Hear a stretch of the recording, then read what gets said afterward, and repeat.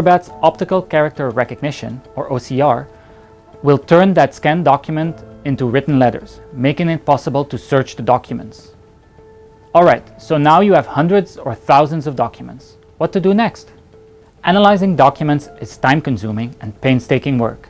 And that's why the Panama Papers involved the collaboration of dozens of organizations from around the world. The iUnit has worked with Icelandic media and WikiLeaks.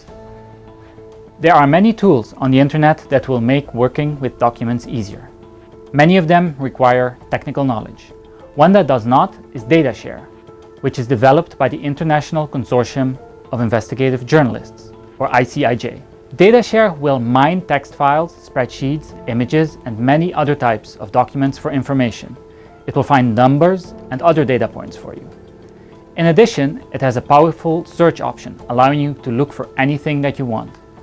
And another option is Neo4j, which visualizes connections between people, places, and other data points.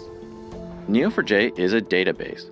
Unlike traditional databases, which store data in rows, columns, and tables, Neo4j has a completely flexible structure. Most importantly, Neo4j saves the relationships that connect your data. With Neo4j, each data record, or node, contains direct pointers to all the nodes that it's connected to. After you have mined the documents and your story, before publication, there is a very important final step. The redaction of personal details, people not accused of wrongdoing, phone numbers, private addresses, all should be redacted. You must get legal advice.